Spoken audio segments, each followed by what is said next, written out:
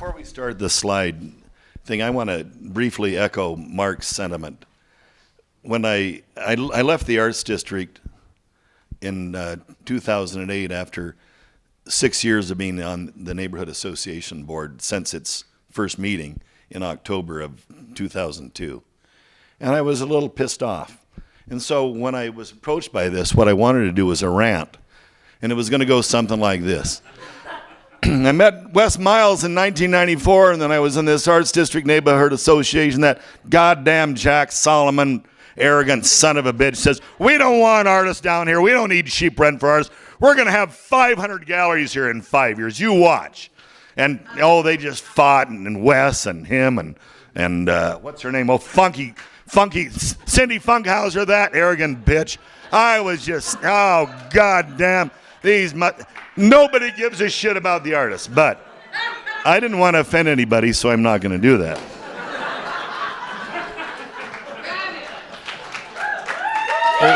What I am going to do, maybe I should just continue the rant. And then the least I've ever spoken, you can start the slides now. The least I've ever spoken about my work is probably 45 minutes because I always have a lot to say. And so but what I am going to do is I'm going to have 3 things here that I've selected to read to you that sum up, allude to my process and my path in life. For 15, I've been making my living as an artist since 1974, and I wrote this in December 1991. For 15 years as a figure painter, I toned my canvases with a turpentine wash. I enjoyed watching the shapes the brushstrokes seemed to create as the pigment suspended in the turpentine would dance across the surface of the canvas. Often I would follow the shapes with more opaque applications of pigment to see where they went. But at some point, I would always remind myself that I was a figure painter, mop out the design and the patterns that were emerging, proceed to paint what I had set out to paint. I somehow felt that since I was able to paint figures and good at it, that I should. Finally, late one night in March of 1989, something happened. I allowed myself to let go, followed the urges that had haunted me every time I started a painting, and about 3 a.m. I woke my wife, Carolyn, and showed her 2 paintings, Watch Me Run and Monkeys. After 15 years of a somewhat rewarding yet frustrating career as a painter, I was home. When painting a representational canvas, I was telling the painting what to be.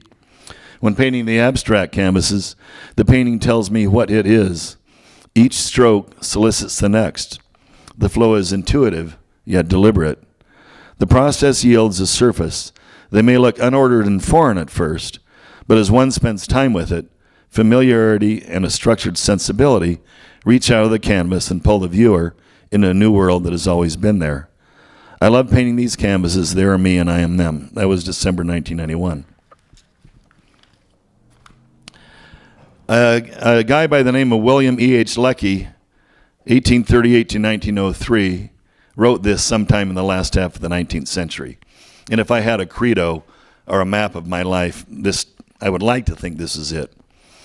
It is so much easier to assume than to prove. It is much less painful to believe than to doubt. There is such a charm in the repose of prejudice.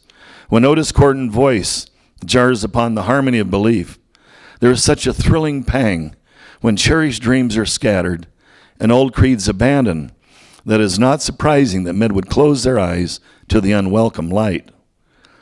Hence the tenacity exhibited by systems that have long since been disproved.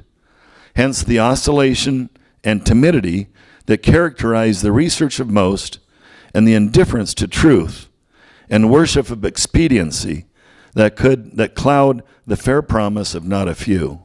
Lecky was his name if you want to look him up.